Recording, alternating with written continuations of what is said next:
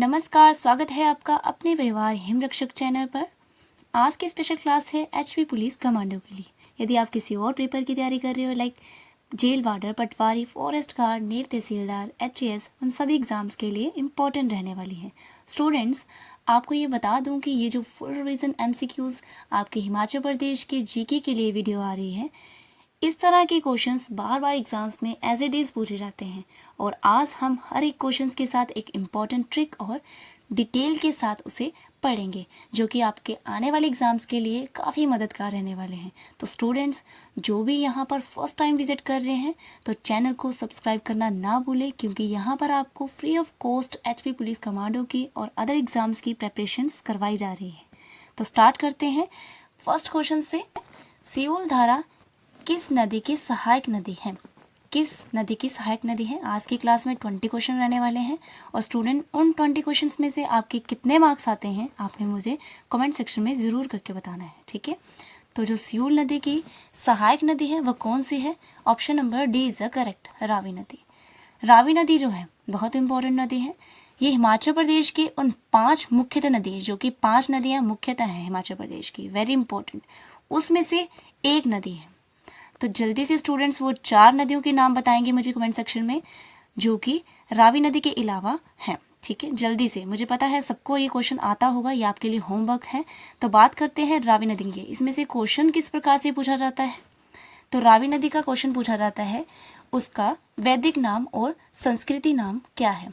वैदिक नाम जो है ये भी बहुत इंपॉर्टेंट है, और संस्कृति नाम जो कि बहुत इंपॉर्टेंट है। देखिए, इसका वैदिक नाम है पुरुषनी और संस्कृति नाम है इरावती। अब आपको ये एज इट इज़ याद करने में बहुत ही ज़्यादा प्रॉब्लम होगी, पुरुषनी और इरावती, इरावती, है ना। तो इसको याद कैसे करना है ये आपको मैं बताती हूँ एक ट्रिक के माध्यम से। देखिए, ट्रिक आपने नोट कर लेनी है। यहाँ पर है जो रावी नदी की बात हो रही है, तो रवि पुरुष, पुरुष की इरावती पत्नी है। इस ट्रिक के माध्यम से आप लर्न कर सकते हैं। देखिए, रवि से आप याद रखें कि रावी, ठीक है। पुरुष से आप याद रखें नाम की उसका जो वैदिक नाम है पुरुषनी, ठीक है। संस्कृत नाम जो है आपका इरावती। ये दोनों के दोनों नाम आपको इस ट्रिक से ईजिली याद हो जाएंगे, और नदी कौन सी है वो भी इसमें आ रही है। ये ट्रिक जो है आप जल्दी से नोट कर लें, इसी ट्रिक से आप इसको ईजिली याद रखेंगे। तो बात करते हैं नेक्स्ट क्वेश्चन की।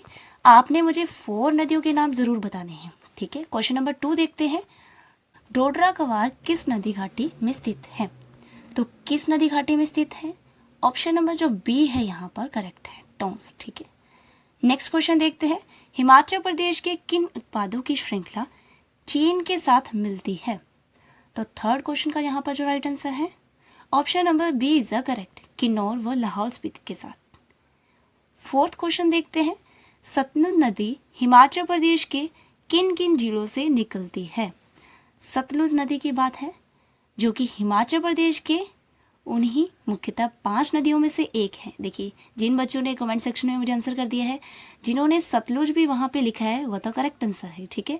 फोर्थ जो है आपका यहाँ पर है option number A is correct, Kinnaur, Shimla, Bilaspur और कुल्लू। चलिए नेक्स्ट क्वेश्चन देखते हैं। नेक्स्ट क्वेश्चन है आपका 5th नंबर पे। हिमाचल प्रदेश का चंबा शहर किस नदी के किनारे स्थित है? तो चंबा शहर की बात करी है, ये जो है रावी नदी के किनारे स्थित है। वेरी इंपॉर्टेंट क्वेश्चन, ये भी प्रीवियस क्वेश्चन पेपर में बार बार पूछा गया है। नेक्स्ट देखते हैं 6th क्वेश्चन जो है आपका। नाको झील किस जिले में स्थित है? नाको झील की बात करें तो ये भी बहुत बार पेपर में पूछा गया है। तो यहाँ पर जो है Kinnaur, option number D is correct. इसको आप कैसे याद रख सकते हैं? देखिए, आपने कोई चित्र देखा, उसमें क्या है, नाक जो है बहुत ही सुंदर बनी है, सुंदर बनी है, ठीक है। तो आपने उसको देखते ही किसी अपने दोस्त को कहा, नाक कितनी सुंदर बनाई है, नाक कितनी सुंदर बनाई है। जल्दी से सब बच्चे नोट कर ले, नाक कितनी सुंदर बनाई है। देखिए, नाक से आप नाको झील याद रख सकते हो, और कितनी से आप किन्नौर, इसका की और इसका की, किन्नौर याद रख सकते हो। ठीक है, ये आपके लिए एक ट्रिक है। इसी तरीके से आपको ये याद रख गया, जब भी आप एग्जाम में पेपर करने लगोगे यदि ये क्वेश्चन आया होगा तो आपके दिमाग में पहले आएगी ट्रिक, तभी आपको की से किन्नौर याद आएगा। ठीक है, नेक्स्ट देखते हैं 7 नंबर पर कि क्षेत्रफल की दृष्टि से हिमाचल प्रदेश का कौन सा स्थान है। तो कौन सा स्थान है क्षेत्रफल की दृष्टि से? यहाँ पर जो ऑप्शन नंबर सी है 18वां स्थान। वेरी इंपॉर्टेंट क्वेश्चन, कई बार पेपर में पूछा गया है, तो 18वां स्थान यहाँ पर है। ठीक है, इसी के साथ साथ कई बार पेपर में पूछा गया है कि जनसंख्या की दृष्टि में इसका स्थान क्या है। तो जनसंख्या की दृष्टि में जो है 21वां स्थान है। कौन सा स्थान है? 21वां स्थान है। जो 18वां स्थान है ना, ये सभी राज्यों में से 18वां स्थान माना गया है। ठीक है, ये जो जनसंख्या की दृष्टि से माना गया है। ठीक है, तो जल्दी से मुझे कमेंट सेक्शन में बच्चे कमेंट करके बताएंगे कि हिमाचल प्रदेश की स्थापना कब हुई थी। ये आपके लिए होमवर्क क्वेश्चन है, स्थापना कब हुई थी हिमाचल प्रदेश की। तो सबने कमेंट करना है ताकि आपके साथ साथ में तैयारी चलती रहे। नेक्स्ट देखते हैं 8th क्वेश्चन, चंद्रभागा नदियाँ कहाँ मिलती हैं।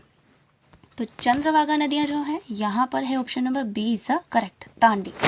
This is the correct answer. Question number 9 देखते हैं, हिमाचल प्रदेश में सबसे अधिक वर्षा कहाँ होती है। ये तो सबको आता होगा, सबसे अधिक वर्षा। तो यहाँ पर जो है correct answer option number A is the correct, Dharamshala में जो है सबसे अधिक वर्षा होती है। अब नेक्स्ट देखते हैं 10 नंबर पर, किन्नर कैलाश नामक पर्वतीय शिखर हिमाचल प्रदेश के किस जिले में है। तो किन्नर कैलाश हिमाचल प्रदेश के जो है option number A is the right, Kinnaur. Kinnaur इस तरीके से आप याद रख सकते हैं। ठीक है, नेक्स्ट देखते हैं 11th नंबर पर, वेरी इंपॉर्टेंट क्वेश्चंस, कई बार प्रीवियस क्वेश्चन पेपर में ये पूछा गया है। ठीक है, कुफरी ज्योति जो प्रदेश में उत्पन्न होने वाली किस फसल की किस्म है। तो यह जो है कुफरी जो है option number B is the correct, आलू। ठीक है, B is the correct option. इसी के साथ साथ आपने याद रखना है जो कि इंपॉर्टेंट क्वेश्चंस यहाँ से बनते हैं, अदरक। अदरक का जो उत्पादन यदि पूछा जाए तो वो है सिरमौर जिला। ठीक है, यदि आपसे पूछा जाए कि सेब का, ठीक है, सेब उत्पादन के रिगार्डिंग क्वेश्चन पूछा जाए तो वो है शिमला में। ठीक है, सेब और अदरक का बार बार क्वेश्चन ये भी पूछे गए हैं पेपर में, सेब का शिमला। देखिए स से और श से साउंड से आप रख सकते हैं शिमला, और अदरक जो है उसके सिर पर गिर गया। ठीक है, अदरक जो है उसके सिर पर गिर गया। तो इस तरीके से आप ट्रिक के माध्यम से याद रख सकते हैं कि सिरमौर। देखिए जब भी आप एग्जाम में बैठे होंगे ना, आपको यहाँ से कई बार याद नहीं रहता है कि हमने जैसे क्वेश्चन एज इट इज़ पढ़ा था, आपको याद रहेगी ट्रिक।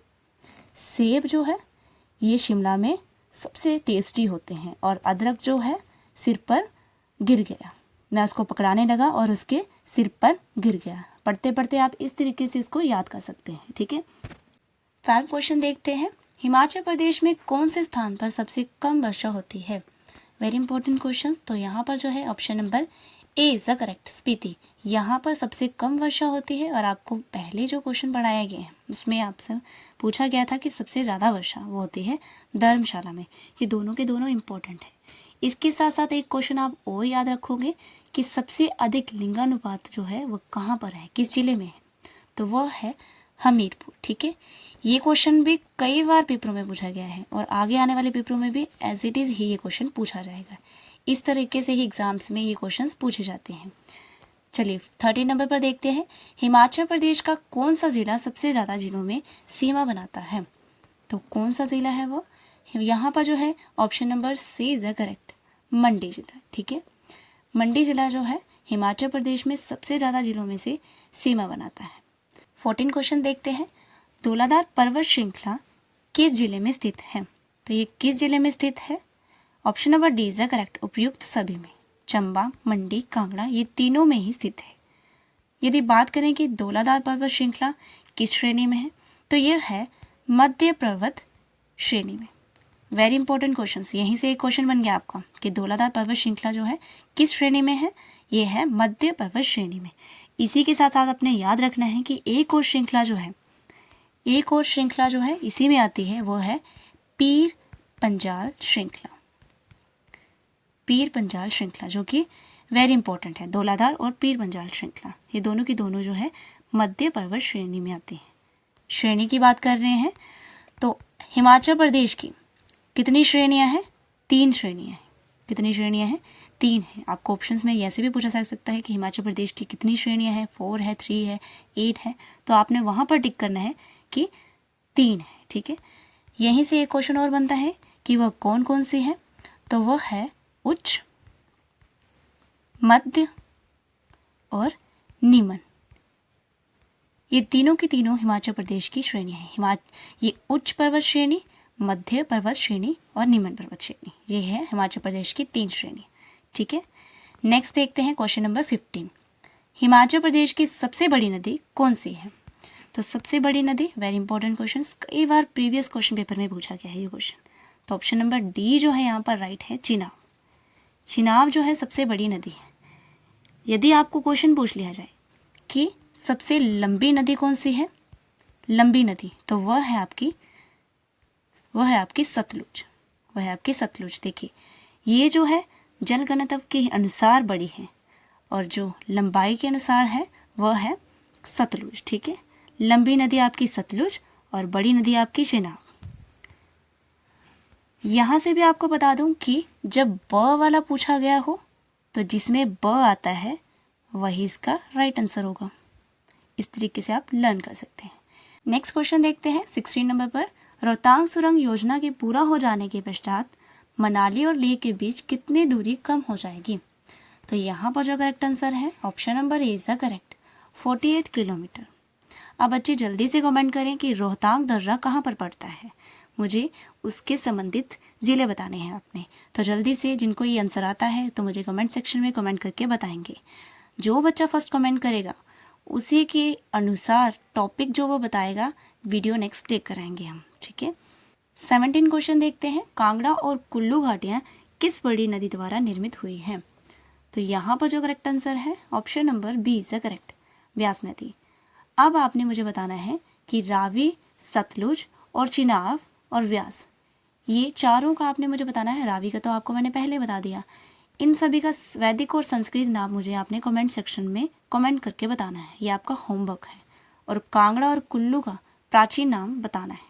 ठीक है, ये सबकी प्रैक्टिस हो जाएगी। कमेंट सेक्शन में आप लिखोगे तो आपको पता चलेगा कि आप जो भी लर्न करते हो अब आपको कितना आता है।